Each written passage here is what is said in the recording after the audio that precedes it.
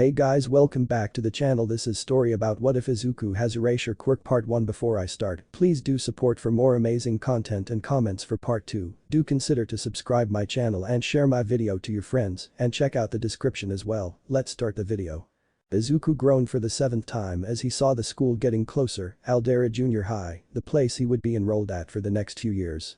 Izu, it won't be bad, I promise. Inko looked at her son as she parked the car. They will just do the same as everyone else. Izuku's ever-tired voice said. Once they find out my quirk they will just avoid me without question. I am sure this time it will be different. Inko said. You know that my old friend Mitsuki's daughter goes here. Why did we even leave Tokyo? It was better there. Izuku asked. You know that your father just got a teaching job at UA, the commute is better this way. But I wouldn't have to repeat this whole thing again. The boy said. He didn't like how everyone heard the most watered-down version of his quirk and would distance themselves from him, which was idiotic. His quirk wasn't nearly as bad as everyone made it out to be, but then again the other kids his age were idiots. Try to see if Mitsuki's daughter wants to be friends. Inko tried one more time to encourage her son. I will try. Izuku sighed. Will Dad be home today? He better be. Inko said. Lord knows he doesn't do much outside the house. Inko ruffled her son's messy green hair that fell all over his head. I promise it will be different this time. Izuku gave a weak smile. See you after school, Mom. Love you, sweetie. The caring mother watched her son head into the school. Katsumi glared at everyone as she made her way to her homeroom, just waiting for them to try to mess with her so she could set off her explosive quirk. Of course no sane kid in Musatafu would mess with her, she was Katsumi Bakugo. The girl with the explosive and powerful quirk and equally explosive temper. Everyone basically worshipped the ground she walked on. She had a powerful quirk, was intelligent, had looks that most girls were insanely jealous of, and had a clear set path to the top. Feeling something off about her shoe, she looked down to see a piece of gum had stuck itself to her shoe. Cursing under her breath, she wanted to fight the dumbass who spit their gum out in the hallway. Before she could look back up to where she walking, she bumped into someone and fell backwards onto her rear. Watch a dumbass. Katsumi snapped as she started to pick herself up. People turned to look, wondering which poor soul pissed off Katsumi this time. I know you weren't referring to me when you were the one looking at the ground. A tired voice said. That would mean you were calling yourself a dumbass. Katsumi felt rage as she looked at the person who just made the worst mistake of their life. He was a boy who looked to be the same age as her. His eyes were a sparkling green that looked like they had so much life, but they also looked bloodshot and tired, as if this boy doesn't sleep for more than minutes at a time. His green hair was shoulder length and hung down around his head in a mess like it desperately needs to be combed. He had a neutral expression bordering on tired that made it seem like he wouldn't care about this at all, if he even had the energy to. The fuck did you just say to me? Katsumi snapped. I said that you definitely weren't talking about me being a dumbass not watching their step when you were the one who was staring at their shoes. The boy's voice even seemed tired. Katsumi had never seen him before, so he must be a transfer student or new to Aldera and the area if he was saying something like this to her. You must be new here. Katsumi started. So let me tell you how it works. You should apologize and beg for mercy before I blow your dumb face off. Izuku didn't respond in any way to the girl in front of him immediately. If he had to be honest, the girl was kind of attractive. Her ashy blonde hair was somewhat spiky and pulled into a short ponytail. She had crimson eyes that, if they didn't have that hateful look, he would say were the prettiest eyes he has seen in his 12 years alive. Going off of her threat to blow his face off, he assumed she had a quirk that probably was as violent as her temper was, so he activating his quirk, his hair starting to float upwards and his eyes giving off a lime green glow. I won't apologize for something I didn't cause or do. Fine then, have it your way. The girl tried to throw an open palm strike at his face, Izuku sidestepping it and spinning her arm behind her as he got on that side of her. Everyone looked surprised as he was somehow quicker than the girl and putting her into an arm lock. Shouldn't attack someone like that. That is not good behavior. Izuku almost yawned, his quirk making him feel a little tired. Katsumi had wide eyes. Did this loser just completely dodge an explosion? Speaking of which, why didn't her palm erupt with the explosions of her quirk? Did he do something to her quirk? It would make sense seeing as how his eyes had started glowing and his hair was floating. When I let go, don't try to attack me again. Izuku said, not helping but noticing that she smelled like caramel. Letting go of her, he still had his quirk activated on her solely. He turned and walked away to his class. Katsumi glared at his back. As he rounded a corner, she felt her palm start to explode with her quirk, meaning it was in fact that kid that did something to her quirk. Did he have a quirk that cancelled out other quirks? Did Bakugo just get her ass handed to her? An upperclassman asked out loud. Katsumi decided to take out her frustrations on that dumbass. In his new homeroom, Izuku put his head down on his desk, feeling drained because of his quirk. A small nap wouldn't kill anyone. "So do you think we will be lucky this time?" Izuku heard a girl ask. "No, seeing as how it seems like no matter what Bakugo always is in some of mood, she will snap at us first," a second female voice said. "I hope not. She is getting too scary." The first one shivered. Izuku decided that he didn't care who this Bakugo was and let his mind wander as he slipped into a nice nap. Which was quickly ended when he heard the loud crash of a book hitting part of his desk not occupied by his arms or head. Izuku opened his eyes to look up and saw the rage-filled crimson eyes of the girl from the hallway. "Hello, fuckhead," the girl said with spite. "What did you do to my quirk?" Izuku decided to not engage her in conversation and closed his eyes and went back to trying to take a nap. She would have to go to her class in a second anyways. "Hey," the girl snapped. "I was talking to you, loser." The students watching heard a low groan from the boy, who still had his head down. "I wasn't talking to you, so go away." Izuku's muffled voice came out. The class was wondering if this kid was an idiot messing with Katsumi like that or just had big balls. Katsumi's eye twitched and small explosions popped in her palms. "Listen here, asshole." Katsumi tried to hit Izuku, but he moved away again and repeated the process of pinning her arms behind her, his eyes glowing and hair floating. "No, you listen," Izuku said quietly. "I don't care about whatever ego you have here. Go bother someone else." Izuku pushed her away slightly. Katsumi had never felt as pissed off as she did right there. It didn't help that her explosions were again gone. The students were all pulling out their phones, some even coming in from the hallway at the sounds of a possible fight. The allure of someone actively picking a fight with Katsumi of all people being a huge aspect of the attention the scene got. "That's enough roughhousing," a teacher said as he walked into the room. "Everyone to their seats." Izuku sat back down, with the girl taking the seat in front of him, but not before giving him a dirty look. Izuku ignored it and questioned the integrity of the teacher if he called that roughhousing.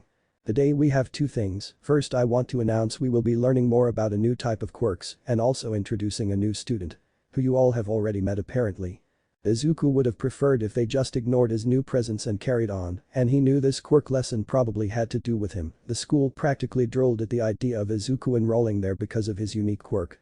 He had no doubt it was because the school just wanted name recognition when he inevitably goes to a big high school, like UA. But he wants to attend like his father before him. "Can you introduce yourself to the class?" the teacher asked Izuku, all heads turning to him. Stifling a groan, Izuku spoke. "I am Izuku Ozawa." Izuku ended it there. "Why bother saying your likes or dislikes when you don't want to actually engage in anything with those people? Can you try again?" The teacher seemed annoyed. "Tell us about yourself." Izuku exhaled in annoyance. He really wanted to just sleep at that moment. Figuring if he just says one or two things they will be satisfied and leave him alone. "I like caramel and dislike people wanting to know my private stuff." Izuku felt like that was more than enough for them. "What is your quirk?" a random kid asked. Izuku knew once he said it people would overreact like idiots. However, before he could respond, the teacher spoke. "He actually has the unique type of quirk that we will be learning about today." Izuku felt like that was a better answer than him grumbling his response of the half of his quirk everyone dislikes. "What type of quirk?" The type still has no official name, but he actually has both of his parents' quirks. Izuku didn't like how this guy was giving out his information. "So? Big deal, I also have both of my parents' quirks," Katsumi said, thinking that Izuku was nothing special. "You're correct, Bakugo," the teacher said. "You actually have a fusion of your parents' quirks that created your explosions. Ozawa here, however, has both quirks side by side." "What?" a random kid asked, kilometers confusion. "He has two quirks. No fair." Another kid whined. "What are they?" Katsumi narrowed her eyes. It didn't matter how many quirks he had, he was still a loser compared to her. Izuku, as much as he didn't want to be part of this, didn't like others talking for him, so he spoke. "I inherited telekinetic energy from my mother and the ability to momentarily erase a quirk from being used." Izuku used emphasis on the momentarily. Katsumi now understood what happened earlier with her quirk. The dumbest turned it off to protect himself. His glowing eyes and hair starting to float must be a tell of the erasing being on. "Wait, you can erase my quirk?" A girl seemed offended by the idea. "As long as I can hold my power, yes." Izuku answered her, expecting more people to start reacting the same way. "The SSH doesn't matter," Katsumi said. "Even with my quirk off I can still beat your ass." Izuku wanted to point out how she never got a hit on him, but took that as his chance for the subject to change. Which it did as the teacher began to talk more about quirks. For once Izuku wasn't immediately hated for his quirk. School was over and Izuku was walking home, having seen his mom send a text saying she would be late from work. The sun bothering Izuku's eyes so he was squinting. Hey. Izuku wanted to groan as he heard the voice of Katsumi. Not wanting to make it worse he stopped moving. Aizawa. What? Fight me? Katsumi said as she stood in front of him, just a couple of centimeters taller than him. Why would I do that? Izuku asked. So I can beat your ass into its proper place. Katsumi answered him. No. Katsumi looked offended and confused, was this girl not used to hearing the word no? Why not? Katsumi asked. Because I think it would be pointless to fight. The tired boy started walking again. Fight me? Katsumi demanded. No. Fight me? No. Fight me? No, quit asking. Izuku wanted to smack his head against the pavement to end this. I'm not asking, I am demanding. Katsumi pushed him. Izuku didn't react like she wanted, instead of fighting back he continued walking. Come on. What are you? A bitch? So I would be a bitch just because I don't want to be in a fight I see as pointless. Izuku still kept walking, 2/3 of the way home. You're just afraid of losing. Katsumi jumped in front of him, blocking his path. Izuku didn't even blink. I doubt even you believe that. Katsumi narrowed her eyes. Prove it. This is pointless. Izuku tried to move around her, only for her to step back into his path. Just think of it as a stupid test for your dumb quirk then. Katsumi stated. I don't need to or feel like testing my abilities against yours. Well, it's a surprise test. Katsumi tried to attack Izuku. Izuku jumped back away from her, dodging the strikes that were riddled with explosives. This counts as assault. Izuku said as he smacked one of her arms away. Fight back. Katsumi got irritated with his dodging, his only strikes being to block hers. Izuku scowled before using his telekinetic power to hold her in the air. His eyes and hands starting to glow lime green. Katsumi fidgeting to get out of his hold. Stop. Izuku said in a flat tone. Katsumi surprisingly stopped, however not without continuing a glare at Izuku, noticing the slow drip of a drop of blood from his nose. Making her believe it is mentally straining for him to hold objects. I'm going to put you down, but you seriously need to stop. Izuku said as he lowered her back to the ground, letting her stand on her feet. I don't care about this ego problem you have, so don't try to involve me in it. Katsumi still glared at him, but didn't do anything to attack him once she was released. Izuku walked past her silently, noticing but not reacting when she started walking beside him. After a couple of minutes of silence, Katsumi turned away from him and into an apartment building, one that was actually just around the corner from Izuku's. Izuku didn't show any sort of response to the separating, continuing down the sidewalk.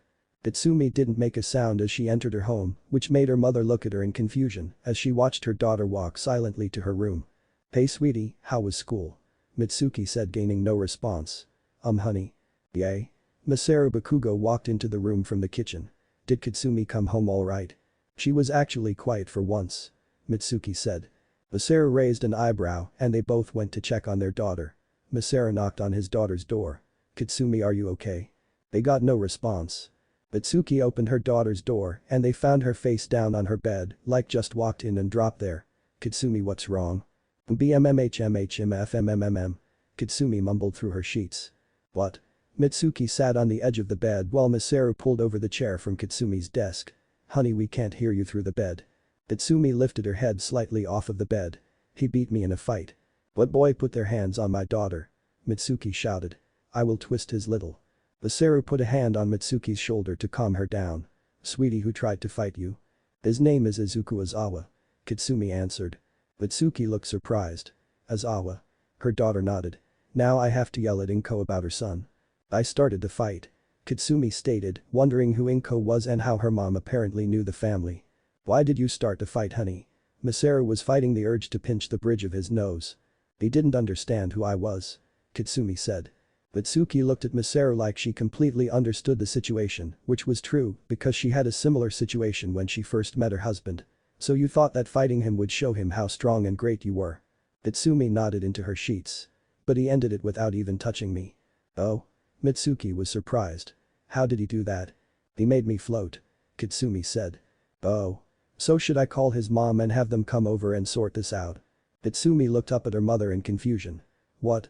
Well, I know the Aizawas because I am friends with Izuku's mom, never have met the boy however. Mitsuki said. I can call her and have you two apologize for any misunderstanding. Katsumi put her face back in her sheets. I am not apologizing for anything. That wasn't a no. Mitsuki grinned, getting up to go get her phone. "Masaru honey, we are having guests for dinner." "I don't want him here," Katsumi shouted after her mom. "I was inviting my friends already," Mitsuki shouted back. Masaru followed her. "What is your plan exactly, honey?" Mitsuki's grin returned bigger. "Honey, don't act like you didn't notice the parallels to us. My loudness and overall thinking I am great, you being the first person I had to deal with that wasn't bowing to me. Please, I bet those two will end up together just like us." Izuku smiled for the first time in hours as he entered his apartment, his cat Marlo greeting him with some purrs. Izuku picked up Marlo and walked towards his room. Laying down on his bed he sighed in content as the bed felt nice and Marlo's warmth making it better. Izuku heard the front door open and assumed it was either his father or mother, not checking because he knew they would be in there in a second to check on him. "Hey son." Shota Izawa poked his head into Izuku's room. "How was the first day?" Without opening his eyes, Izuku replied. "A crazy girl tried to fight me because I didn't care."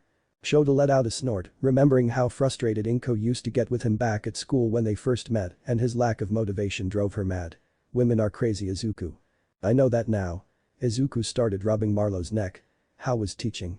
"I might drop out some of the students." Shota replied. "They aren't taking it serious enough." "At least some are taking it serious," Izuku said. "Some do have great potential." Shota nodded. "Your mom will be home soon. She said she had a surprise." "I'm going to have to stay awake, aren't I?" Izuku asked. "Most likely." Shota nodded. Izuku groaned. "Using my quirk today made me tired." "Which half?" Shota asked his son, curious about the unique quirk. "Both. My nose bled earlier." "Did you clean it?" Shota didn't know why he bothered asking his son that when he could see the red liquid. "Later." Izuku mumbled. "That's fair." Shota left Izuku alone to lay down as well. Izuku smiled in content again because of how cold and quiet his room was, everything felt nice. Soon his mother came home. He heard the sounds of her talking through his open door, but it sounded too far away to be for him, so he ignored it. A minute later his mom he assumed was tapping his foot. "Aizu sweetie, get up." "NNNN." Izuku complained. "Aizu, get up. We are having dinner at my friend Mitsuki's place." "Okay, just 1 minute." Izuku said. "We have an hour, try to dress nice, the Bakugos are good people." Inko left her son's room. "Wait, Bakugos?" Izuku sat up, feeling dreaded thinking it was that angry girl. Izuku and his father shared many things. Their hairstyle of being unkempt messy hair for starters. Their seemingly always being tired and looking like they just rolled out of bed being another big one. Both father and son seem unenthusiastic about most things if they don't see the point in them. And most importantly a slight fear of Inko Izawa, who always looked happy and the opposite of them in terms of energy. Izuku had exchanged his school attire for a pair of baggy black cargo pants and a loose dark green long-sleeved shirt. Shota had a similar outfit but in all black. Inko has a black skirt and a green blouse. "I thought I asked you two to dress nicely," Inko said to her husband and son. "This is my nicely," Shota replied. "I got my hair out of my face." Izuku pointed to his messily tied back hair. Inko had an exhausted look, she didn't know why she expected more from the two when this should be expected. She had tried to get Izuku to be not as much like his father, but that ship had sailed a while ago. "Try to at least not groan at social interactions, you two," Inko said, with a response of 2 groans. "You better be getting them out right now and not complaining about it." Izuku wanted to groan again. He knew he would inevitably groan, and it would be because of that girl Katsumi, no doubt. "Hold on, Katsumi, damn it." Mitsuki cursed as she tried to put a flower in her daughter's hair that would match the dress she made her daughter wear. "Get that damn thing away from me." Katsumi swatted the flower away. "I don't want it." "It will match your dress," Mitsuki said. "I don't want this either," Katsumi snapped. "I am not going to have my daughter look like a little demon while guests are here." Mitsuki was getting frustrated with her daughter. "But yet you walk around looking like an old hag?" Katsumi asked. A tick mark formed on Mitsuki's forehead. "What did you call me, you little twit?" "An old hag. You old hag. Little twit. Old hag. Little twit. Old hag. Little twit. Old hag." Masaru continued to sip his drink like this was a normal situation, which it was for this household. Izuku and Shota both felt dread as they heard the sounds of two people shouting at each other, and Inko chuckled at the memories of her friend Mitsuki being like that. Inko knocked on the door and the shouting stopped. The man opened the door. "Hello, you must be the Izawas. I'm Masaru." "I'm Inko Izawa." Inko flashed a big smile. "Shota." Izawa shook Masaru's hand. "This one is Izuku." Izuku made a weak smile, feeling really tired. Masaru nodded as he studied the boy that actually got a weird reaction out of his daughter earlier, noticing how he had many similarities to his father, including his tired eyes, even if the boy's eyes seemed more alive as well as tired. Come on in. Masaru guided the Izawas to the living room, where Katsumi was stewing with a flower in her hair and Mitsuki was looking triumphant.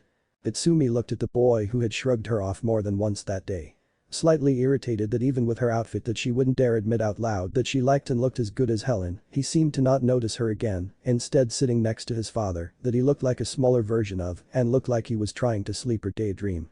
Mitsuki saw the look her daughter made and smirked, knowing exactly what was going through her daughter's head. Hi Inko, how have you been lately girl? I see you are still looking as fine as ever. Inko smiled. I have been great, dealing with these two apparently is great exercise. Inko patted her husband's knee. This one has a more than enough for that. Mitsuki patted Katsumi's head, who looked like the action irritated her to her core but didn't react to it. Especially after hearing how upon meeting Izuku here got in a fight with him. Inko snapped to Izuku. You got in a fight on your first day. Izuku fought his groan and shook his head. It was barely a fight. Shota nodded. He didn't throw any punches. Inko looked at her husband with a little annoyance. You knew. Shota realized his mistake. From what I heard it wasn't that bad. It was great. Mitsuki said. She finally had someone kick her off of her high horse. Katsumi gave her mother a dirty look. Izuku felt like he should have faked getting sick and stayed home. All I did was hold her in the air with my telekinetic energy until she calmed down. Mitsuki grinned and looked at her daughter. You can get calm.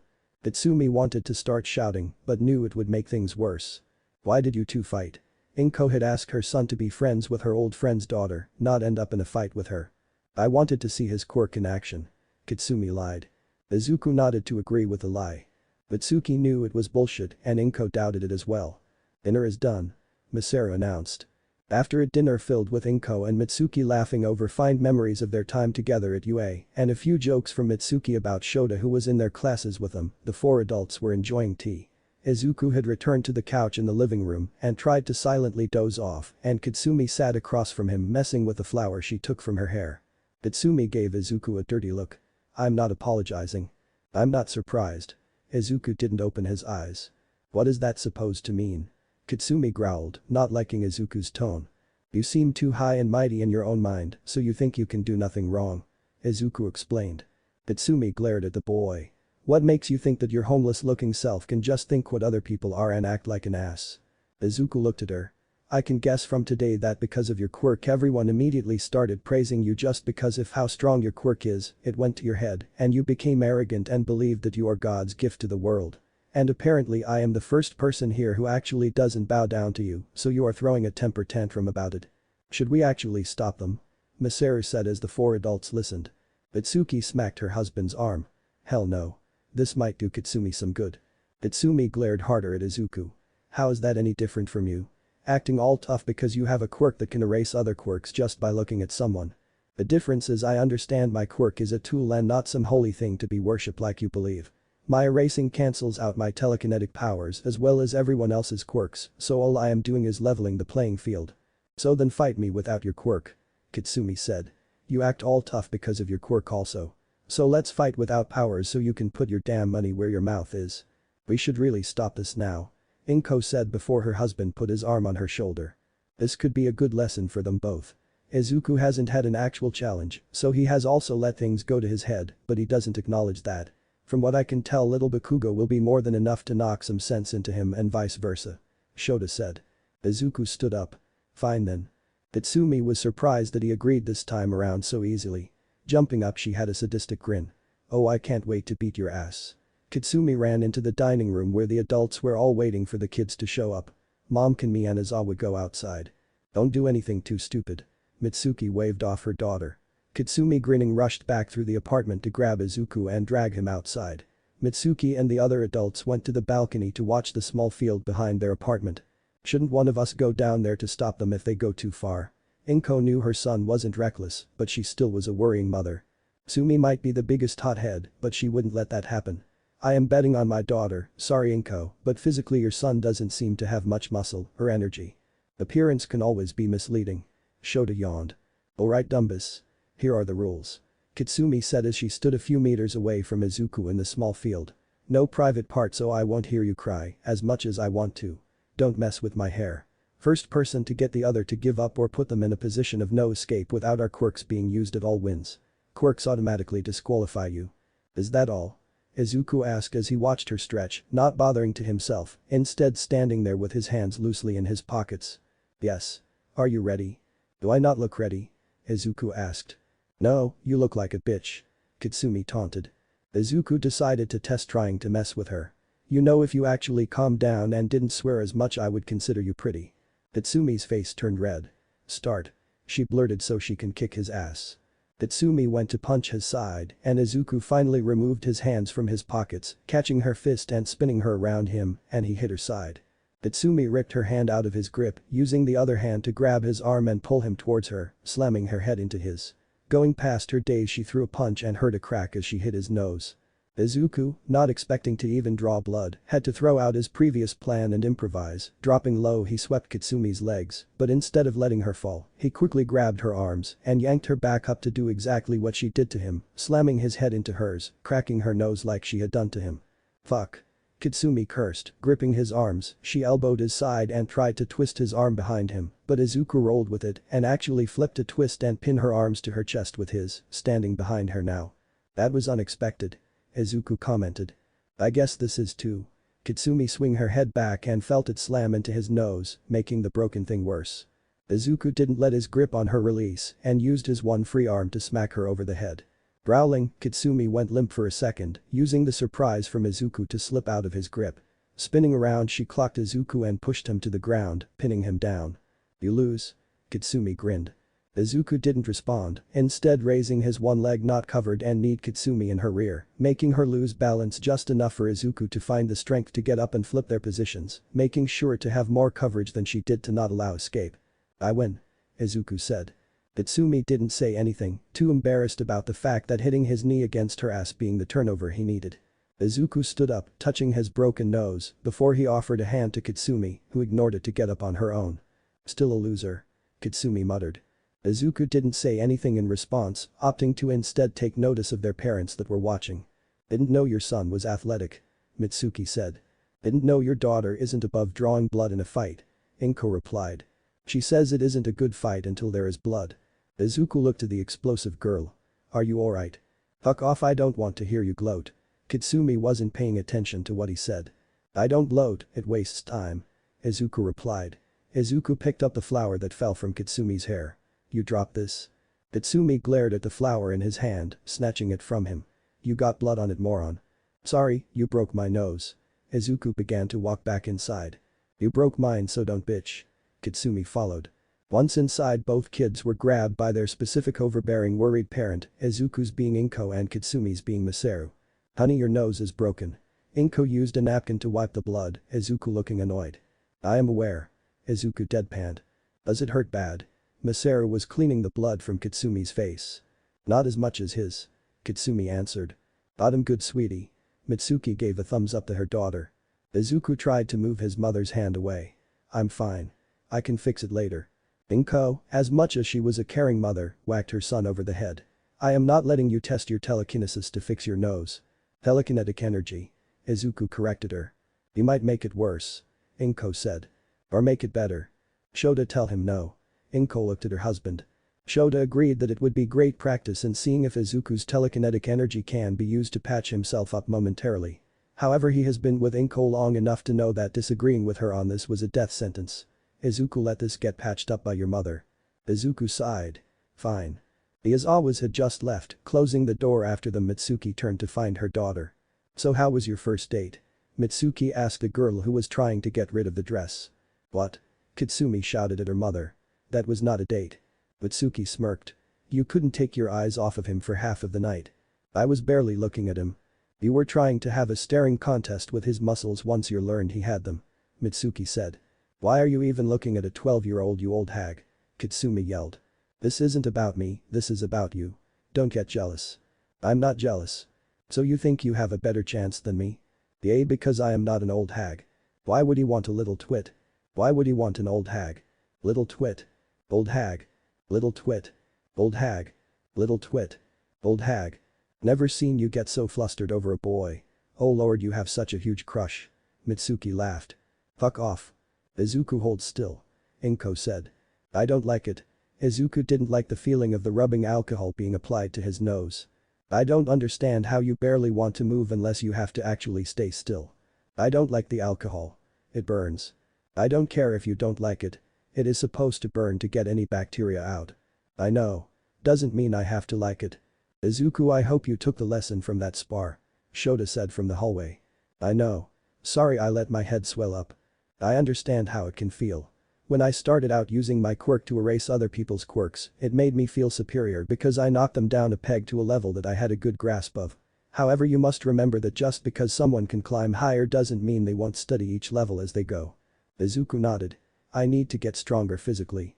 I have good room to grow, and if I use my erasing half I can get tired quicker. I need to have even more stamina to spare. Glad to see you are thinking it through. Wish my class had your foresight. Shota quietly walked down the hallway to leave, the way he and his son normally leave a conversation. It was quiet for a second until Inko looked her son in the eye. So do you like your new friend? I don't have any friends. Izuku said. He truthfully didn't because kids were for some reason disliking of him because of his erasing half of his quirk. Bakugos seems like a friend. Bakugo broke my nose. Izuku replied. You then broke hers and then you both quietly sat by each other while we cleaned your blood. That doesn't make us friends. Izuku said. It makes you something. Katsumi carefully put the flower that was splattered with her and Izuku's blood into a vase. For some reason wanting to keep it. The next morning Izuku decided to walk to school. The sky was dark because a storm was close to Musatafu. Perfect weather for Izuku because that meant no one else was outside. Hey Aizawa. Izuku relaxed too soon as he heard Katsumi call out to him. Izuku slowed his walking speed to let her catch up. Hello Bakugo. Your form sucks. Katsumi said as she copied Izuku's pace. It was enough to help me win. Izuku said. Yeah, well it sucked. You got lucky. You are coming over after school so I can have someone else here with potential not suck. Thanks for the compliment. Wasn't a compliment. You still suck. I won. Following common sense that means you suck more than me. Katsumi looked at him annoyed. I can kick your ass right here. I will just knee yours again and win. Izuku responded, ending it with a yawn. Katsumi hid her blush. Quit yawning, loser. My quirk takes stamina. I am always tired. Or weak. I guess that is something else to work on. It was an odd sight for the other students at Aldera Junior High when Izuku Aizawa and Katsumi Bakugo walked side by side into the school after being at each other's throats the day before. So your erasing half comes from your dad, I guess. Katsumi asked as she ignored the odd look she got for not coming into school pissed off as usual. Yes, although his is dependent on eye contact with the person or just looking at them. Yours isn't. No. I think because of my mom's telekinetic energy I can just feel quirks around me and hold one or two mentally. I want to work on it more to make it a bigger amount. Well, my parents had okay quirks, but fused together on me I can make my sweat, which has nitroglycerin and stuff in it, make explosions. So that's why you smell like caramel. Izuku said. Katsumi's cheeks got a slightly pink tint. Yes. Katsumi's face turned redder when she remembered Izuku saying he liked caramel the day before. Izuku stopped talking, taking a yawn as they entered their class. How much sleep do you get? Katsumi didn't understand how he was always looking tired and yawning. I get enough. I am always like this. Izuku slumped into his seat, putting his head down. Katsumi didn't say anything else to him, just sitting down in the desk beside him. She noticed a few students looking at her. What the fuck are you fuckers looking at? 1 year later. Izuku sighed in content, the couch in his apartment feeling like heaven at that moment. The temperature of the apartment was just right and the pillow over his head was blocking light from getting in his eyes. It was a perfect situation for a Saturday morning, but sadly it was about to end. The key turning at the front door made Izuku think his parents came back from their romantic weekend way earlier than expected, but then he heard the world's loudest voice. What's up Lil Zawa? Shouted his godfather and father's best friend, Hisashi Yamada, also known as the pro hero present Mick. Izuku made a sighing sound to let his godfather know where he was, hidden underneath an assortment of couch cushions and pillows. That's not an excited way to greet your favorite aunt and uncle. His godmother, Namuri Kayama, the pro hero Midnight said. Put some happiness into it. That is my happiness. Izuku mumbled. Come on out Izu. Namuri said. Shota and Inko wanted us to watch over you this weekend, so we thought it would be the perfect time to walk you around UA, seeing as how no one is there. It would be interesting, but you two might start making out and I don't want to see that. Izuku replied. He loved his godparents, who have only started dating 2 years prior, but they, mostly his godmother, did tend to get a little handsy with the other godparent. You know, if you didn't have that attitude about affection you could have a girl to do that stuff with. Midnight said, not having met Katsumi, but hearing all about the weird chemistry her godson and this girl had. I'm 13, I don't need that kind of stuff yet. You said yet, so clearly you plan on it, why not start early and go pro? Midnight grinned. I prefer being a novice. Come on Lil Zawa, let's test out that theory you had, Gym Gamma at the school would be perfect for this. Hisashi was holding Izuku's large orange cat Marlowe and petting him. Okay. Izuku slid out of his makeshift hut and shuffled to find his green shoes. Gotta have more oomph to your step. Nomuri tried to get Izuku moving. This is my oomph. No it's not, I have seen your real oomph. Nomuri replied. When I have a reason for the real oomph I will use it. Izuku grumbled as he slid his shoes on, yawning as he did so. I still don't know how you and your father both spend half of your time laying around and you are still tired as hell. Nomuri said. My quirk has that effect. Izuku replied. You say that like you use it all the time. Nomuri pointed out. The effect is constant. Izuku followed his godfather out the door. I seriously doubt that it's nothing but you two being lazy. Nomuri laughed. Your father tried to sleep during half of his classes. Luckily I was there to keep the good times rolling. Hisashi grinned. Katsumi ran out of her building, eager to start her Saturday training. Needing a sparring partner she went to the one person who actually was a challenge, even if his lazy ass was a lazy ass. Before she even got to his building she saw him, Izuku Ozawa, but with two adults she immediately recognized as pro heroes. Lazy ass you know present Mick and Midnight. Katsumi said as she got closer. Lazy ass. PFFT, that's great. Midnight laughed. They're my godparents. Izuku answered her in his usual tired tone. You're telling me that for the past year you have never mentioned you had pro heroes as godparents? Katsumi was ticked off. You never mentioned your beautiful Auntie Kayama. Midnight gasped. How rude. You must be the little firecracker I heard about. Hisashi grinned at Katsumi. I'm best friends with his dad. How did your lazy dad become best friends with present Mick? Katsumi asked Izuku. He never mentioned that his dad is a pro hero, either did he? Nomuri wanted to throw gasoline on the fire.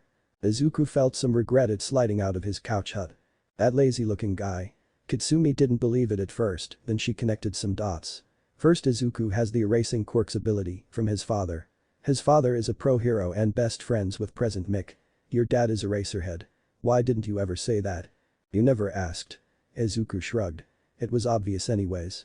Are you now calling me stupid? Katsumi jabbed him with a finger. I never said that. Izuku moved her finger away. I like you. Nomuri said to Katsumi. Most girls your age don't have that fire you do. Most girls my age can't hold a candle to my fire. Katsumi replied. Ooh I really like you now. You're coming with us. Nomuri grinned. What? Izuku sounded annoyed. Where? Katsumi didn't really want to hang out with Izuku's godparents for a lunch thing, even if they were pro heroes. We were taking Lil Zawa to UA so he can see the place and practice a theory of his there at a gym. Sold. I'm in. Katsumi grinned. Perfect. Nomuri clapped her hands. This place is fucking huge. Katsumi said as she looked around the giant empty building that was just one big area, known as Gym Gamma. Yeah, this place is neat. Hisashi dropped his duffel bag. It gets better when our buddy Cementus is here, but it's the weekend so he is out. We can try it here. Izuku muttered, standing off to one side. Let's rock. Hisashi grinned. Try what? Katsumi asked. Oh, he wants to see if he can use his telekinetic energy to replicate Hisashi's quirk. Midnight answered. I can train you personally while they do that. Hell yeah. Katsumi grinned. Anything you are experimenting with? What is your quirk exactly? Nomuri asked. I can create explosions using my sweat because my body makes a mixture of chemicals. Katsumi then showed off her explosions. In just your hands? Nomuri asked. Katsumi looked confused for a second, not once thinking about explosions anywhere but her hands. I never tried anywhere else. Nomuri smiled. Luckily you got me darling. Now is the sweat spontaneous or can you mentally control the explosions going off? I just feel like it and they happen. So you are hardwired to making the chemicals that make your explosions. That opens possibilities, but before I go down that path let's see if you can make explosions from your feet. My feet? Katsumi looked at her sneakers. Yep, take off anything you don't want to destroy. Alright Lil Zawa, so how are you going to watch it happen exactly? I don't have a X-ray machine for you. Hisashi looked at his godson. It might feel weird, but I can try to use my telekinetic energy to put what can he explained as a mental hand on your throat. I can just feel it as it happens, and since my quirk sensory component of the erasing half it improved, I can actually sense more of your quirk. You can feel my quirk regardless. Hisashi has heard Shota mention before that Izuku has an ability in his quirk where he can actually just feel quirks being around him. Yes. It sounds weird, but I can feel quirks around me, like a buzzing from each one that gets stronger when I am closer. Izuku didn't know how to properly explain his sensory ability, it was still developing. That would be good for stealth operations. Being able to just feel people being around. Hisashi then clapped his hands together. Alright, I'm going to shout, try to take your notes. Hisashi then let out a loud scream that shook the building. Not so loud. Nomuri scolded her partner from afar. Lazy ass wants to replicate that. Katsumi would hate if the normally quiet boy would start screaming. Not exactly, just enough to produce a shockwave attack. Izuku said he wanted to have an attack to copy from, so he doesn't fire in the dark and set everything on fire. His telekinesis can make fires? Katsumi asked. Nope, or yes. The kid wasn't clear on the potential of his telekinesis. He said it wasn't just moving objects around. He got annoyed when I said that. Katsumi added. Now to blow up my feet. Katsumi focused on creating the same process she does for her palm explosions, but for the soles of her feet. Feeling something, Katsumi wanted to jump in happiness at the idea of feet explosions, but the feet explosions did happen and made her get flipped into the air, landing on her back. Izuku saw the feat of growth by Katsumi and felt like saying nice job to her, but knowing the girl she will think he was mocking her for landing on her ass. So do you think you can try from the one time watching? Hisashi asked. I think. I got a good feel of the energy. Izuku nodded. Are you going to yell also? For now I guess I will have to. I need a template to follow with the telekinetic energy I have, and if that starts off with yelling I guess I have to. Izuku began to replicate how Hisashi's quirk worked by using his telekinetic energy to build in his throat. Yell something epic for your first yell. Hisashi said. Mine was for Galicious. Izuku ignored his godfather and shouted a simple sound that felt like it would work. Fuss. A burst of barely visible energy shot out of Izuku's mouth and blew in front of him, like an air cannon. Not much, but hey, first try. Hisashi yelled. It doesn't help that we had nothing over there set up for us to see the effects. Well dang, didn't think of that. Hisashi snapped his fingers. I did as I used the ability. Izuku rubbed his throat. Does it strain at all? Hisashi asked. Only a little. I'm still not going to use it as much. Not until I can get it to go smoother. That is wise, otherwise you might lose the 7,000 groans you make a day. Katsumi said as she and Nomuri got closer. Don't you have an inanimate objects to yell at to die? Izuku asked. Katsumi shook her head. Not at the moment. Either way go away. Izuku said as he sat down. You're too close and it bugs me. I'm like 10 meters away from you, jackass. Katsumi yelled. And yet it sounds like you're right next to me. Izuku closed his eyes and attempted to meditate to test his sensory skills. Oh, you'll know when I am next to you. Katsumi said as she turned to Midnight.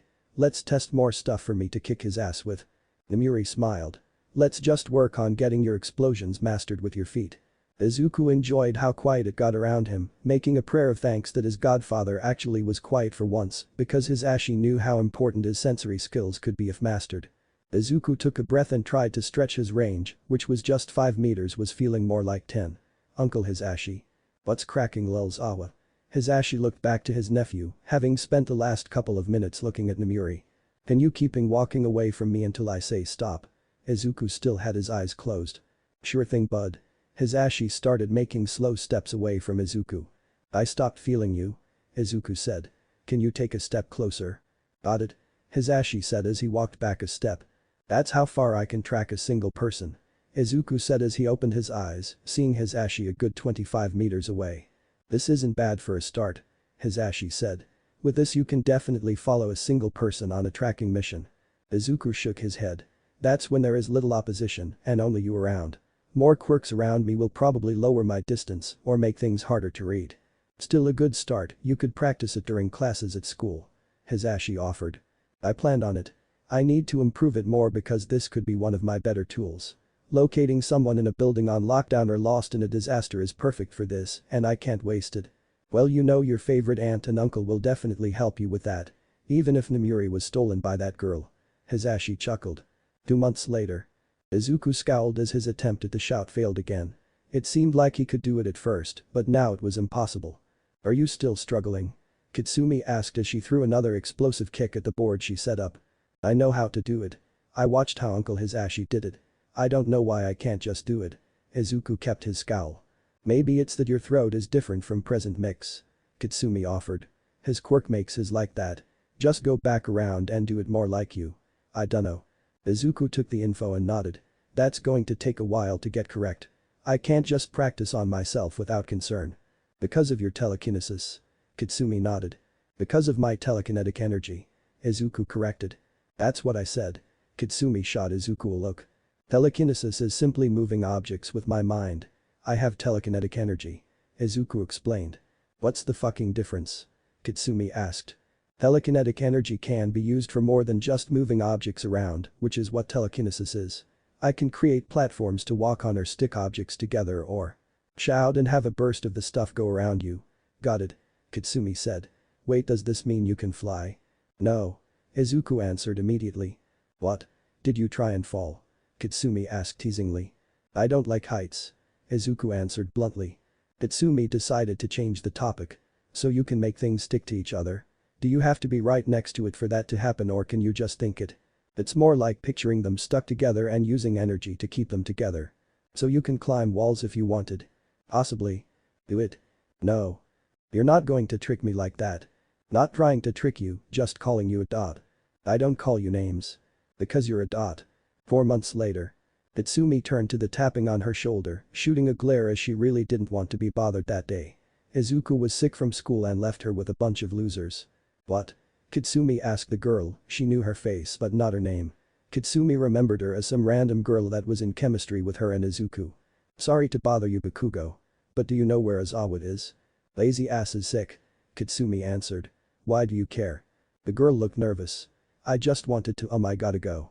Before the girl could leave, Katsumi blocked her path. Why were you asking? The explosive girl asked again. I'm not going to beat you up, so stop being a pansy. I just wanted to see if you wanted to go to a movie. The girl avoided eye contact with Katsumi. Katsumi felt an emotion she didn't recognize but decided to play it off. PFFT like he would willingly stay awake for a whole movie. That was nothing to be afraid of me for. I'm scary for other reasons. It's just you seem like you have I really have to leave now. The girl managed to slip past Katsumi. I seem like I have what? Katsumi repeated the question to herself. 6 months later.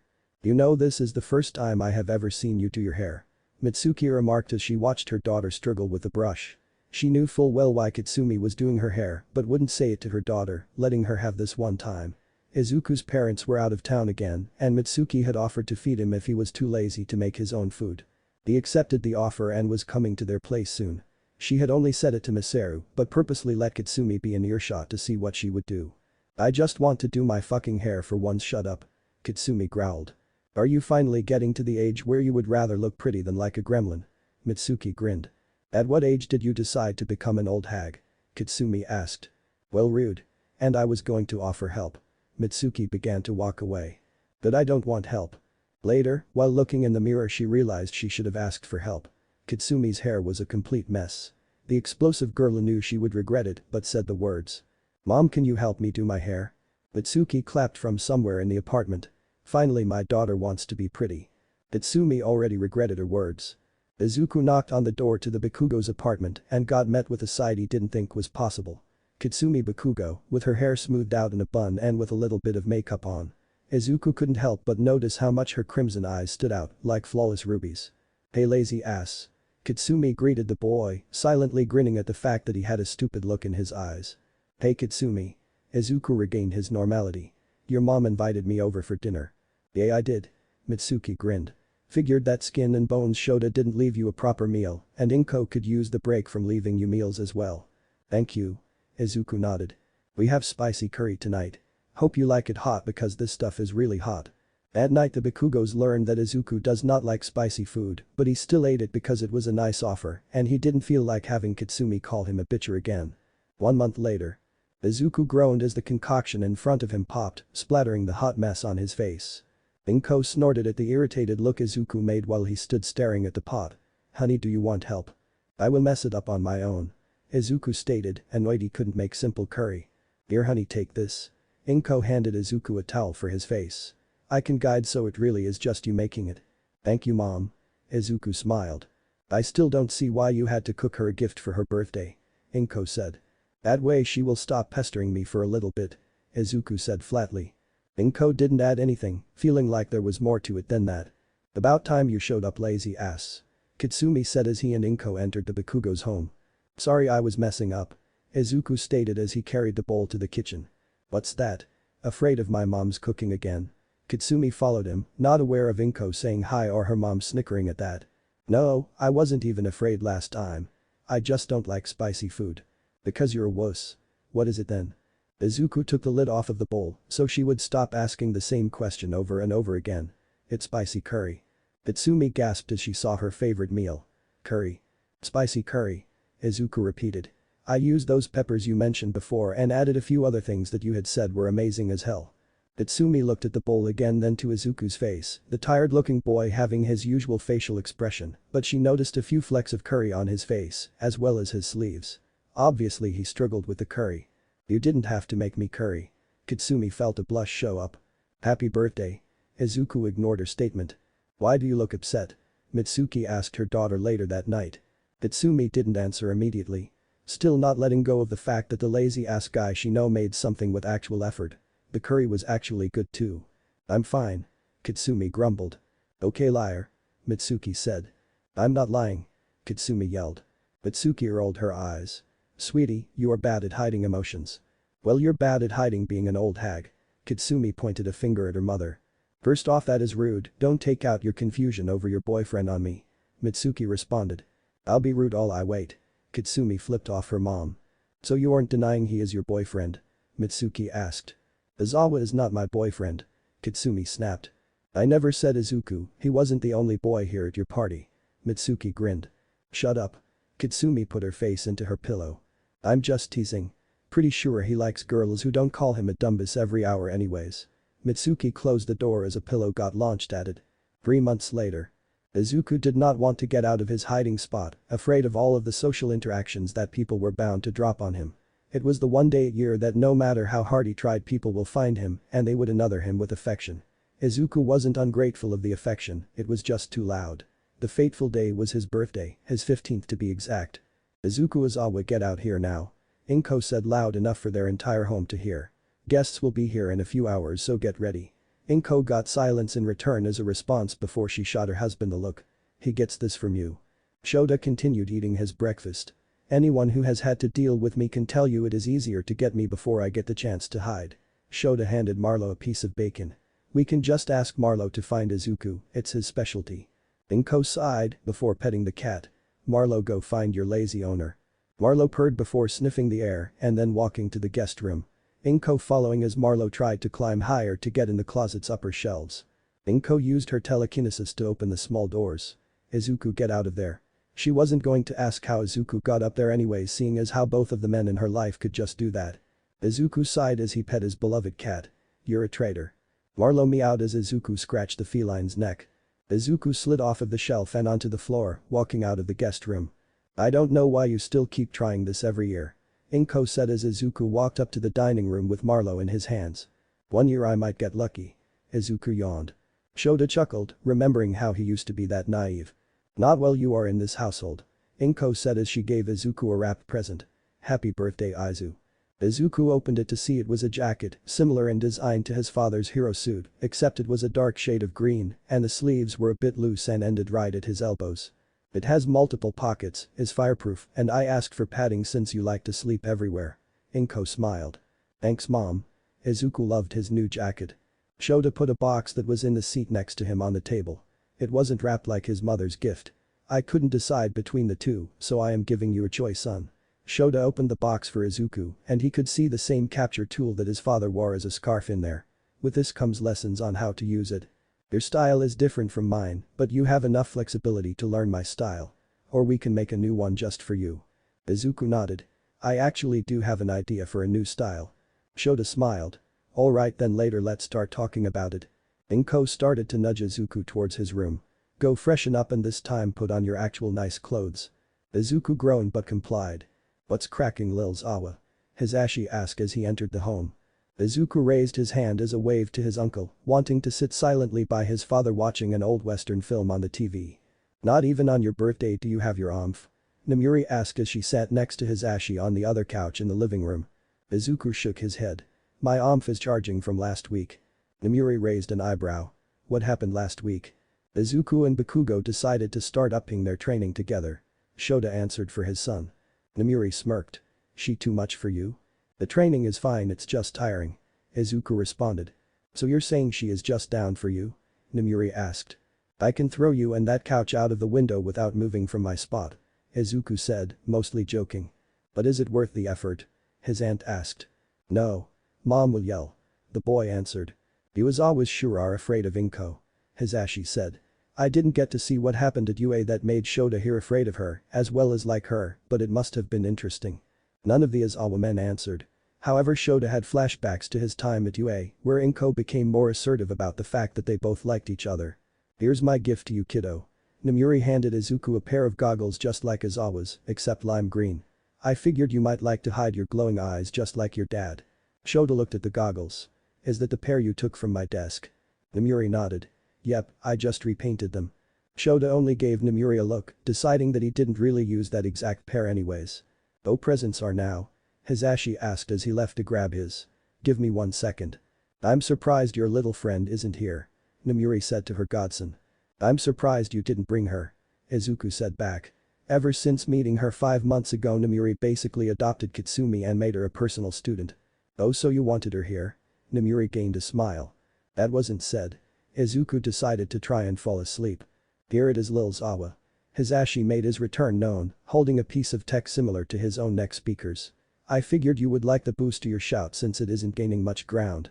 This bad boy should amplify your energy shouts. Do you dig it? Izuku took the speaker and nodded. I like it. He asked if you digged it. Shota added, wanting to mess with his son for a second. Izuku sighed. I dig it. Hisashi clapped his hands. That's what's up. Hisashi. Inko snapped as she came in from the kitchen. I told you about yelling. Hisashi sat down quietly and had a sheepish look. Now you know. Shota said to his friend. Soon his aunt and uncle, as well as some friends of his parents that knew of Izuku somewhat, had left. Leaving just Izuku and his parents. So it wasn't that bad this year. Shota said to his son. Hisashi only got loud twice. Last year was 8. Izuku nodded, running Marlo's head. It was okay, I guess. So what were you thinking of for your own style? Shota asked his son. The tired boy moved his arms. I can have 2 sets, on each forearm. My sensory ability can help me know what's happening around me, and my telekinetic powers can help guide the tools when I need the help. Shota nodded. That style will definitely be. I think I can too. With this style I can take down 2 at once or strike one opponent at 2 different areas.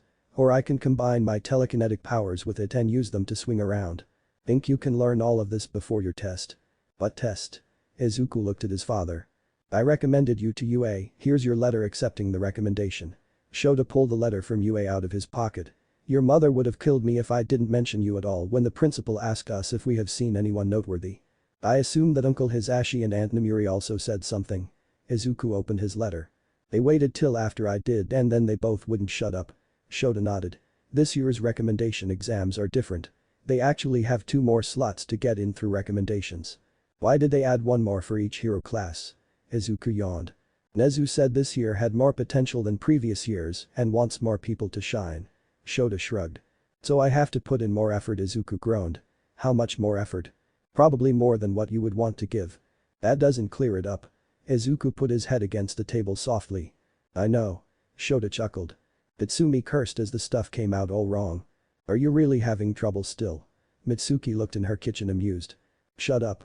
Katsumi snapped. It's not that hard, do you want help? Mitsuki asked. Fuck no. Katsumi shouted before she cursed under her breath. Please help me. For starters, you have the oven set to the wrong temperature and you are pulling them out too late. Mitsuki entered the kitchen to help her daughter. You know he probably would have not minded if you got him a pillow. The boy sleeps all of the time. I don't care. He cooked something I like so I am returning the favor. Katsumi grabbed more ingredients. You don't need that much sugar. Mitsuki grabbed everything from her daughter. You can't trick him into thinking you're sweet. Fuck you. I am a gumdrop. So you are trying to make him think you're sweet? Mitsuki asked. No. Fuck off and help me. Katsumi threw a spoon at her mom, not hard enough to actually hurt. It was now close to sunset. Izuku had fallen asleep with Marlo on his chest behind the couch in the living room. Inko and Shota were both drinking tea at the table. It's odd that Katsumi didn't show up. She is his closest friend. Inko said. I'm willing to bet his only friend. Shota commented before Inko smacked his arm. Izu is delightful. He has tons of friends. You had to yell at him to stop hiding in a closet shelf and go to his own birthday party. Shota sipped his tea. He only talks to a handful of students probably because he has to, but Bakugo is definitely his only friend. He is still pleasant. Inko stood firm on that. When he is actually comfortable around people, yes. A knock at the door interrupted them. Inko opening the door to see an irritated-looking Katsumi holding a case. Hello, Katsumi. Inko smiled. How are you today? Hello, Mrs. Izawa, is Izuku here? Katsumi asked. Asleep behind the couch. Inko pointed to the said couch. Katsumi was brought in, she set the case down on the coffee table before she walked around the couch and began to poke Izuku's nose. Hey. Katsumi began to repeat the word as she poked him. The groan from Izuku let her know he had woken up, opening his eyes a second later. Hi lazy ass. Happy birthday. Katsumi waved to the boy below her, not questioning his sleeping on the floor behind a couch. Hey. Izuku yawned as he sat up, turning to face her. It's kinda late. I still have 5 more hours in this day to bug you. Katsumi grabbed the case and held it towards Izuku. Here you go. Izuku opened it and saw a tray of caramel. You made caramel. My mom helped me but was annoying. Katsumi admitted. You made me my favorite food for my birthday, so I decided to make you your favorite treat. Izuku took a piece of the caramel and ate it. Loving the taste, Izuku smiled. Katsumi felt something seeing him smile at the caramel. So you like it or what? Izuku nodded. It's amazing. Katsumi blushed. She decided to leave before he noticed the blush. I need to get home, so see you later, lazy ass. Bye, Katsumi. Izuku said as he took another square of caramel. Katsumi realized that was the first time she ever saw him smile. Inko looked at Shota and had a huge grin. Did you see that? I'm sitting right next to you. Shota replied before Inko rolled her eyes. That was adorable. Inko commented on what they watched. Shota nodded while sipping his tea. 4 months later. Izuku grunted as he fell to the ground. Are you okay, Dumbus? He heard the voice of Katsumi calling out from above him. Izuku picked himself up off the ground, noticing his bloody elbow. I'm good enough. Izuku shouted back as he began to rewrap his forearms with the now familiar tools. Give me a second to get up there. Izuku and Katsumi were practicing their mobility with their quirks. Katsumi having more fluidity as she can now create explosions expertly from her palms and feet, being able to propel herself through the air, which she added to her fighting style. Izuku's way of travel was different. He could use his telekinetic energy to make the ends of his bandage-like rope tools stick to walls and surfaces and swing that way, or use his own palms and feet to stick and climb. If he ever felt tired physically going through the air, he could also use his telekinetic energy to create a momentary platform to catch his breath on. Katsumi has tried to talk Izuku into trying to actually levitate himself and fly, but he still wouldn't budge on the issue, saying that the way he did it was fine, and he doubted he could get the smoothness required of levitating down anyways. Izuku decided to just climb the wall now instead of overexerting his elbow, climbing it quickly to not have to be yelled at. Heading over the edge of the roof, he let out a breath, having tired himself out almost both mentally and physically that day training. Hey cool, you're not dead. Katsumi wiped the sweat from her forehead. Could have checked to see if I was alright. I slammed my elbow into the ground. I didn't hear you curse, so there was no bad pain. Plus you got up here. With no help. Izuku yawned, now lying in his back on the roof. Katsumi dropped next to him. Well, now you can act tough. Oh yes, because being tough is my main goal right now. Not sharpening my other skills. Being tough increases those as a result. I think I already am tough. If I can break the self-proclaimed badass's nose, that counts. Izuku stated. You got lucky. Katsumi retorted. If I recall, I used an opportunity and need your ass. You were always going to gloat about that, aren't you? Katsumi felt her face heat up. I'm not gloating. I just like to refer you to it every time your head gets too big. Well, I broke your nose too for having your head up your own ass. Which I am glad you did, because arrogance would have been my downfall. Taking a nap during a fight is going to be your downfall. I would not fall asleep in combat. If you can fall asleep during Uncle Hisashi's karaoke, then I think you can sleep through anything. I love your confidence in me. Izuku yawned. And your sleeping ability. Which isn't a good thing, lazy ass. Whatever, angry ass. Izuku had a little smile as he tried to doze off. Katsumi continued to look at the darkening sky while Izuku slept next to her. 3 months later. Izuku's breathing was so low it was hard to tell if he was still breathing.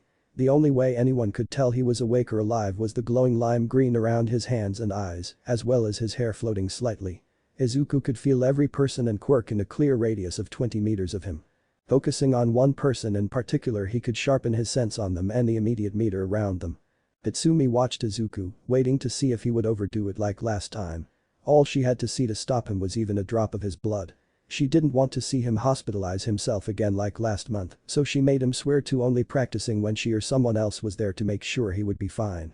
Katsumi got a dirty look when she saw some blood leak out of his nose, but Izuku didn't stop. Katsumi shook his shoulder. "Hey Dumbus. I know you felt that." Izuku took a second to pull his energy back, opening his eyes he scowled, not at Katsumi, but at his lack of progress. "I'm still at the same distance." Katsumi smacked his arm. "I don't care. You're not sending yourself to the hospital again." She didn't understand how he always tried to warn her of her limits, but on this one skill of his he always overdoes it. That's not how exercise works. You don't break an arm to make it stronger. Actually, bones repair themselves denser than before, so they do come back stronger. Izuku explained. "I'm not letting you break your brain, Dumbus." Katsumi glared at him. Izuku sighed. "I'll be more careful next time." "Good, if you don't I am going to break your nose again." Katsumi threatened. "Like every time I will break yours right back." Izuku yawned and cleaned the blood from his nose. "You can't touch me anymore. I'm too fast for your lazy ass." 2 months later. Izuku ducked underneath the explosion-powered kick, charging his telekinetic energy to his head like a glove as he tried to uppercut Katsumi. Katsumi used an explosion in her foot that was still on the ground to shoot herself into the air to avoid the hit, raising an arm to use the explosion from it to drop her right on top of Izuku. Izuku used his telekinetic energy to make a dome over himself to prevent Katsumi from getting a hit. Feeling a drop of blood come from his nose as she cracked the dome. That counts as a hit. Katsumi hopped off of the dome, still in her fighting stance. "We clearly stated physical contact makes it count." Izuku jumped backwards away from Katsumi. "So no. You're bleeding." Katsumi pointed to his nose. "You cracked my dome, that's not physical contact with me." "Oh, I will give you physical contact." Katsumi got back to trying to land a hit on Izuku, who did the same in return. Namuri grinned as she ate her sandwich and watched the two kids spar. "They have gotten so much improvement in these past couple of months." Hisashi commented. "They have, but more interesting to me is how they still interact with each other." Namuri smiled. "That is definitely interesting.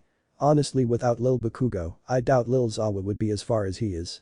Hisashi nodded. "Oh definitely, he would never admit it though. They feed off of each other, not even competitively most of the time."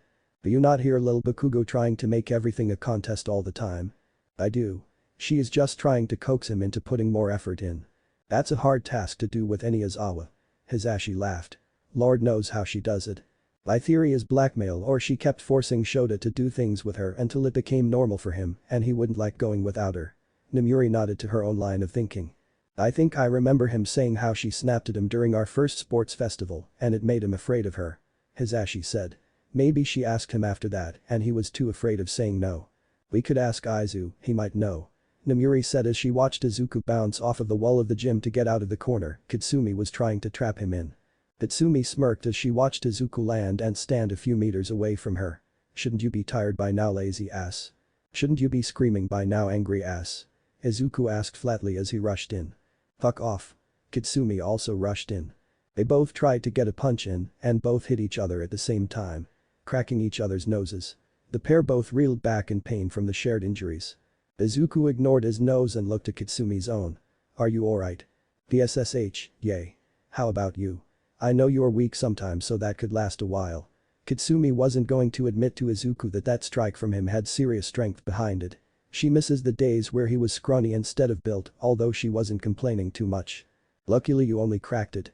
Izuku rubbed his nose before using his telekinetic energy to adjust it back into place. Katsumi smirked. "Luckily.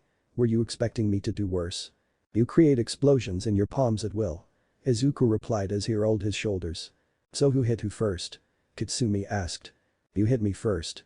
Izuku lied, they did it simultaneously, but he didn't want to argue about it. "Ah, so I am better." Katsumi laughed, although she felt like he was lying. "Good spar, little kiddies." Namuri clapped.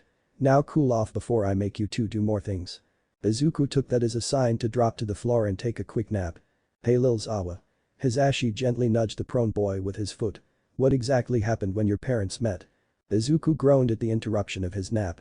They first met when they ended up in general studies together their first year at UA. And? Nomuri said. Details. They didn't talk for the first 2 weeks of class. And? Nomuri said again. Ask them. Izuku yawned. Nomuri felt a tick mark grow on her head, but she wasn't really surprised with his response. You're horrible at conversating, you know that, right? Izuku didn't respond, actually falling asleep. I can kick him if you want. Katsumi offered. I'll leave him. Nomuri stopped the girl in her tracks. You can just beat him up during your spar later this afternoon. Katsumi grinned. You already know. It was now nighttime and both of the kids were by themselves at Izuku's apartment, his parents both staying late at their jobs. So why is your dad at UA this late at night? Katsumi asked from her position on one of the 2 couches. Izuku yawned. Apparently UA has decided to become a dorm school next year. He is there to offer ideas and other stuff he will probably sleep through. So when do you do this recommended student shit? Katsumi did feel jealous that out of the 2 of them he got a recommendation, but he did have a powerful quirk and has a lot of potential. Next week. After another week I hear how I did and you also do your entrance exam. Which I obviously will ace, don't know why they put me with the other losers and not with your elite people. Dad, Uncle Hisashi and Aunt Nomuri all pushed my recommendation before you were questioned. Izuku sighed. You can take my spot if you wanted. I would like a recommended spot, but I also want to break the record in the normal entrance exam to show everyone I am the boss. Don't just destroy everything. Dad told me they score 2 categories and they don't mention the second one. Why would he tell you? Because I'm not taking it. Izuku answered as Marlowe jumped on his couch for attention, which Izuku gladly gave. HMPH. What's the second category? During the practical half they let you all fight robots and stuff obviously, but you also get points if you help other test takers. Especially when it happens. When what happens? Katsumi asked in confusion. I'm not giving you all the answers. Got to do it yourself. Izuku said. You're just being lazy. Maybe that's why you call me lazy ass. Izuku responded. Definitely why I call you a lazy ass. Katsumi smiled. It was now a week later and Izuku stood in front of the building where his X for UA would begin. Don't overdo your telekinetic powers. Shota said as a last bit of info. I know. Izuku nodded. Your mother says good luck and to kick ass. I will try. Bakugos was also at the apartment earlier, wanted to say that if you failed she would kick your ass. I figured. Izuku nodded. Also remember, half of recommended prospects have their heads up their own ass since they are kids of pro heroes or have powerful quirks. You mean like me a few years ago? Izuku asked. Yep. So ignore them. Have I ever actually talked to people willingly? They come to me and it sucks.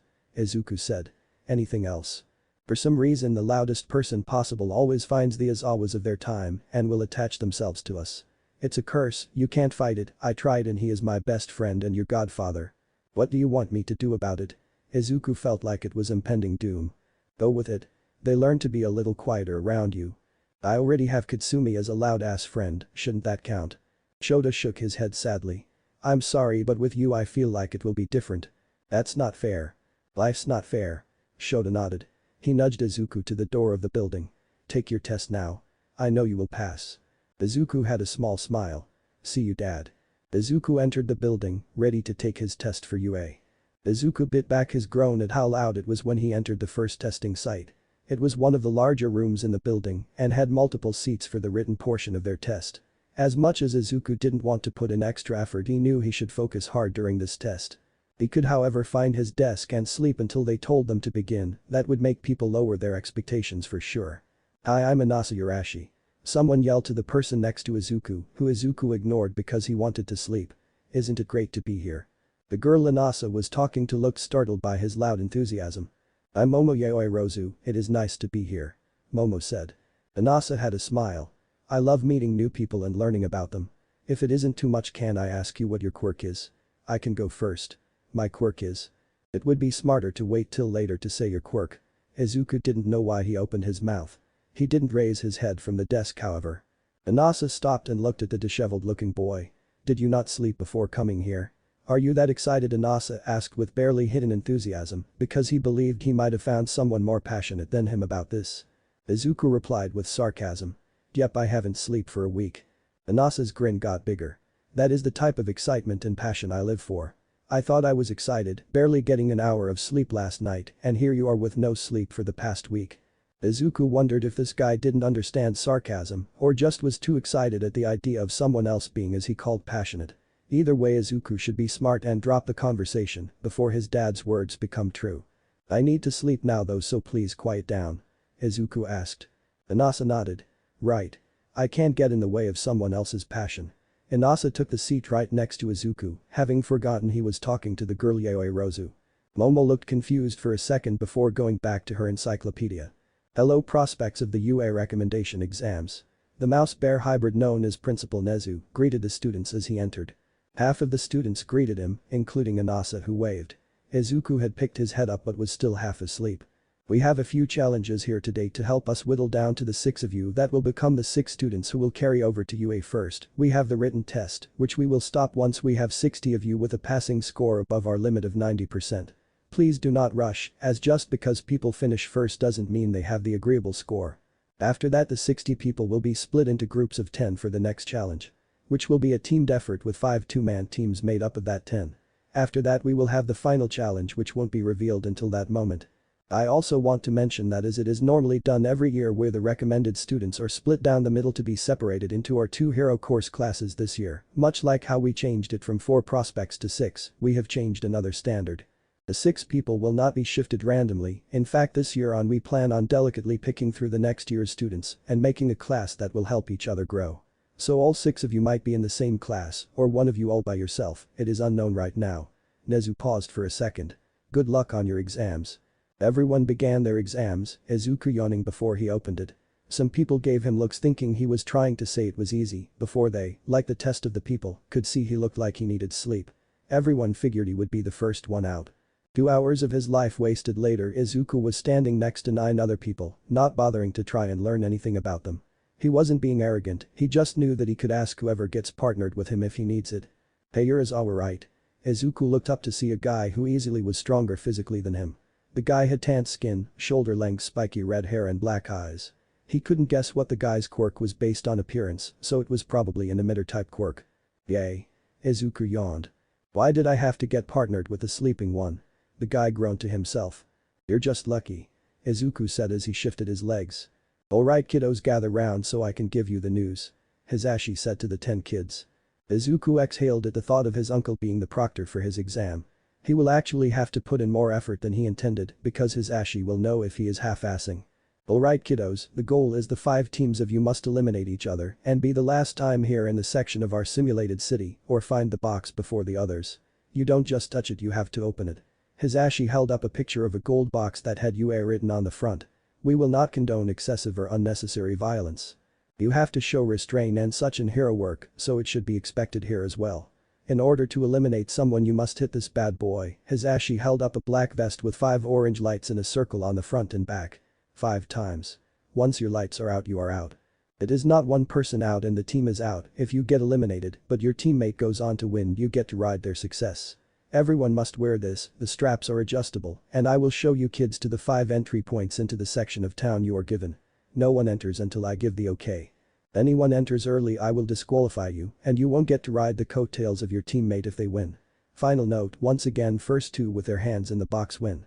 Everyone nodded to show their understanding. Izuku and his teammate got the blue-colored vests, Izuku's fitting him snugly. Alright kids, let's go. Hisashi began to lead them to their points of entry. Are you going to stand there with your eyes closed or are you going to help me so we can pass? Izuku's teammate asked him. Izuku frowned but didn't open his eyes. You don't even know what my quirk is, so maybe me standing here with my eyes closed is me preparing my quirk. His teammate scoffed. I feel like you are just trying to find an excuse to be lazy. Think whatever you want. Izuku replied. Assuming things beforehand can lead to your downfall. His teammate turned all the way to face Izuku. Want to talk shit? I'm not saying it against you. I'm just giving a warning. Izuku sighed. Opening his eyes he could see the guy was looking mad. Look, calm down or we will both fail. Do you really want to fail because you got pissy with a guy who looks like he needs a nap? Izuku's teammate continued to give him a dirty look for a second before he looked forward to the entrance. First chance I am getting, I am knocking your teeth in. Izuku has heard way worse threats from Katsumi, granted she never really meant them after the first few months, but still. Oh boy, can't wait. Hisashi sighed when he watched the interaction. Izuku doesn't leave good first impressions with some people. I think we should focus on finding the box. It's a 5-block area and most buildings are 3 stories tall at most. Izuku finally spoke. Fuck that. All we got to do is eliminate the other 8. I can do that on my own. That is a dumb idea. What if the other teams could easily decide to sneak around, avoid us and find the box? Izuku could use his sensing to find people nearby, but still chasing people for a fight when the better option is to find a gold box was a terrible idea. You're probably trying to avoid fighting because you can't. Once again assuming things beforehand is unwise. Izuku replied. He thought about how he really didn't need this guy to win, so he probably could just let him go get himself eliminated. However, he shouldn't let an idiot run into a fire, even if the idiot was trying to do it willingly. How about we search for the box and fight anyone we see without question? Izuku offered. His teammate nodded. That works. Before we start, my quirk is that I can harden every hair on my body to a sharp point. I call it Quill, which happens to be my name. Name makes sense. I never gave my quirk a name. Izuku replied. Why? Quill asked, confused about it. Izuku shrugged. I have both of my parents' quirks side by side. Naming it seems irritating. Just use one word for both then. Telekinetic eraser then. Izuku decided. Telekinetic eraser? Quill looked even more confused. I have telekinetic energy and I can also erase quirks for a while. Izuku yawned. I can't do both at the same time, however. Cancel out. How about this? You erase their quirks if they get close, however you do it. I can just mentally do it by looking at them or thinking about them. Okay, you erase their tricks and I slam their heads into the ground. Quill cracked his knuckles. You're excessively aggressive. Okay, I guess. Izuku would use his telekinetic energy to make sure no one got hurt too bad. Okay everybody. Hisashi's voice came over the speakers. It's time to boogie. Izuku followed Quill into their section of the city, really wishing he was allowed to bring his tools, missing his arm wraps. However, the recommendation exam specified no outside tools as to test them at their base strength. Even his jacket was considered as a tool somehow since it was padded. He only had his default outfit of a loose dark green, long-sleeved shirt, black slacks and boots he was given by Katsumi. Somehow the boots, despite having steel in the heel and toes, was not considered a tool like his jacket, which only had fireproof padding. Quill kicked down the door of the first building, not caring about stealth at all. Izuku wanted to groan, but this guy doesn't exactly like him, so he stifled it. Izuku heard a boom to the north. There are some people. Quill said, eager to fight. Wait 1 second. Izuku put his arm in front of the door Quill was about to kick down. Let me sense them so we can jump them swiftly. Quill was going to argue but didn't. How do you sense them? Just give me 1 second. Izuku took a breath, focusing his sensing capabilities to locate quirks in the nearby area. Instead of finding the team to the north, he felt a pair of quirks advancing towards them from the south, probably wanting to fight the team they were going after as well. I didn't find them, but another group will be going through that alley heading north. Izuku pointed to the alley. Quill grinned. Excellent. Tell me when I can jump out the window. Quill got closer to the window and activated his quirk. Red hairs standing up like quills all over his body where he didn't have clothing. Izuku focused on the group again, noticing how they turned sharply away from the alley. They turned. Izuku then fell over as one of the two he was tracking had used their quirk to take down the wall. What's up? A silver-haired kid grinned as the wall fell apart under his strength quirk. He had an orange-colored vest on. A fellow telekinetic. A girl with pink hair stepped into the area and eyed Izuku. I felt your energy. Well, feel this. Quill jumped at her and attempted to level a punch to her, but the silver-haired boy intercepted. Hey, I want action too. The boy tried to attack Quill, but he blocked the attack, the silver-haired boy cutting his fist on Quill's quills. Ow, not that action. The pink-haired girl looked at Izuku. Let's see who the better telekinetic is. Izuku swapped to his erasing power, focusing on her. No. The pink girl looked confused as she couldn't use her quirk anymore. Izuku took the chance and quickly struck her 2 times, the girl snapping out of her confusion and blocking the 3rd strike. Izuku easily dodged around her attacks, her combat skill being subpar, most likely to over-reliance on her quirk. Izuku deactivated the silver-haired boy's quirk as well, just for reassurance. Izuku got another step me in on the pink-haired girl before she finally got one on him, taking him down to 4 hits left. Izuku jumped back and swapped quickly to his telekinetic energy, creating a wall of lime green energy between the 2 teams. What the hell? Quill looked at Izuku. Izuku took a breath. Just wait, I was trying to catch my breath. So you pause everyone? Yes. Thank me later. Izuku stood as he normally did, slouched with his hands in his pockets. Thank you for what? Quill asked as he got his answer. The telekinetic energy wall moved, smacking the 2 enemy test takers against a wall, pinning them as it stayed there. You're both trapped and pinned, so surrender. Izuku gave a bored look to the two trapped kids. The silver-haired guy got an annoyed look. Heroes don't surrender. Idiots also don't surrender. Izuku added. You are clearly outclassed, have one cut-up hand and one strike left before you both are out. I was trying to let you leave with dignity, but never mind, I guess. Izuku yawned and released the wall. Do whatever you want. Izuku said to Quill as he walked the opposite way. Quill grinned before quickly attacking both people, eliminating them both. He caught up to Izuku outside.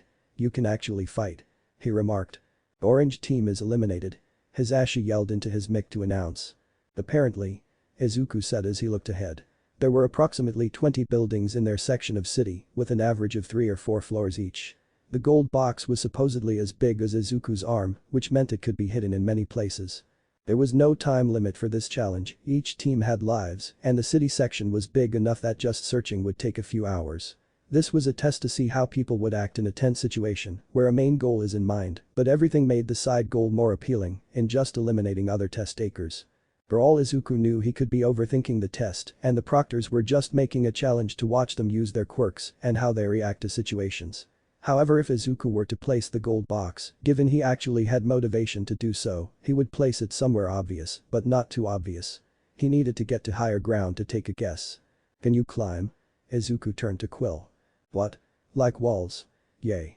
Quill showed that the quills he had in his palm can give him leverage on a wall. Why? I might be able to figure out where the gold box is, but I have to climb somewhere high. Can you even climb? Quill asked.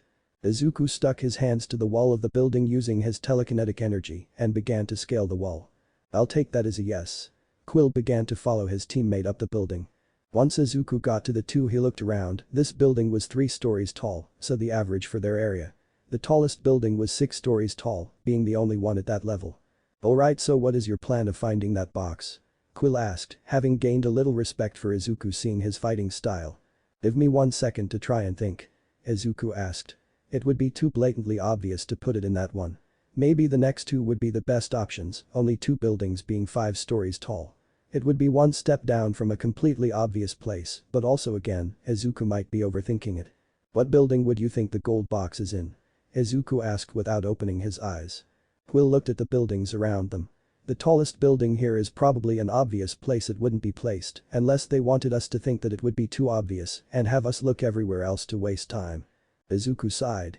Maybe they are trying to test whether we would go somewhere right in the open where we would be a target. We just eliminated a team without taking a single hit. Everyone else is targets. Quill walked to the edge of the building. I might not be correct, but hear me out. Biggest building, it's blatantly right there in the center of our area, it has the most spots to hide the thing, and if not, we will inevitably run into another team and we can take them out. Red team has been eliminated. Hisashi announced. Izuku nodded to Quill.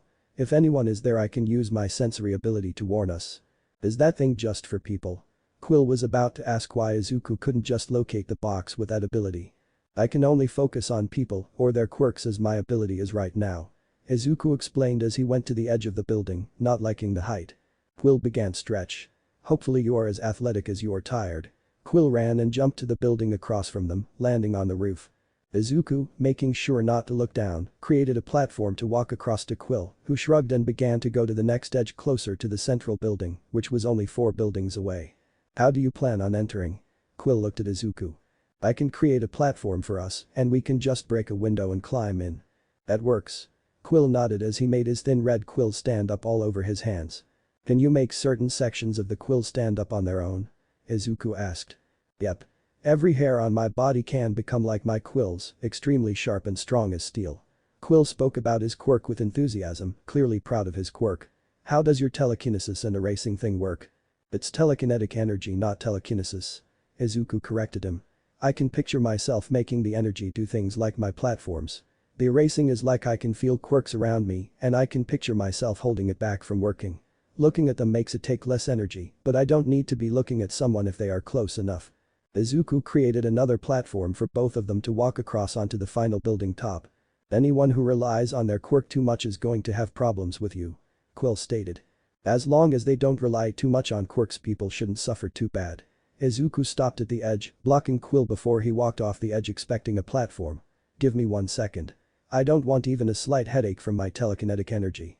Quill nodded but made all of his hair stiffen on his arms, jumping at the central building and crashing into the side, his quills embedded into the side. "I'll make an entrance."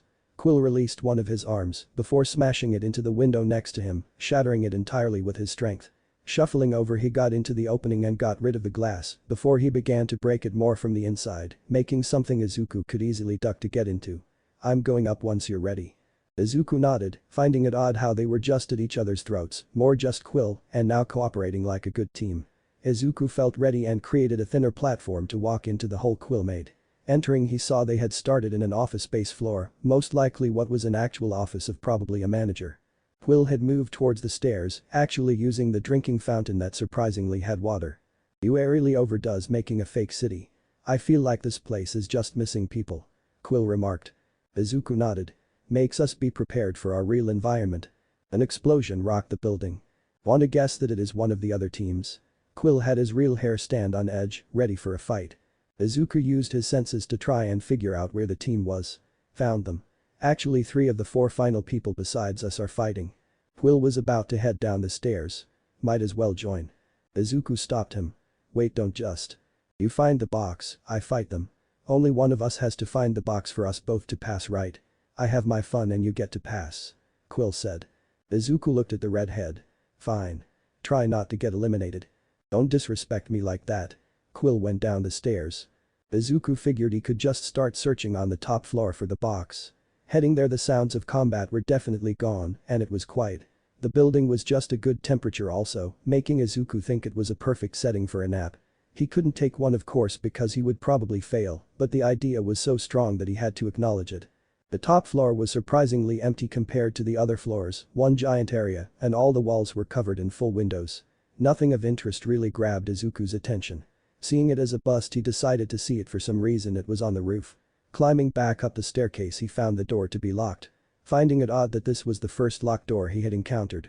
Using his telekinetic energy Izuku blasted the lock off of the door and it swung open. "Ah!" A girl screamed in shock as Izuku got to the roof. Izuku saw that she had red leathery wings, which knowing UA recommendations, wasn't the only thing she had. She also had pale skin, long black hair, blue eyes, and a cut beneath her left eye. She had on a vest with green lights. She was also trying to open the box he was looking for. "I'm tired and need a nap," Izuku said. "Can I ask you for that box by any chance?" The girl gave him a look of confusion. "No." She began to fly up. Izuku sighed. "Please don't fly away, it will hurt more." The girl stopped in confusion again. Was this guy really trying to intimidate her? The guy who slept through half of the written exam and somehow got here was trying to threaten her.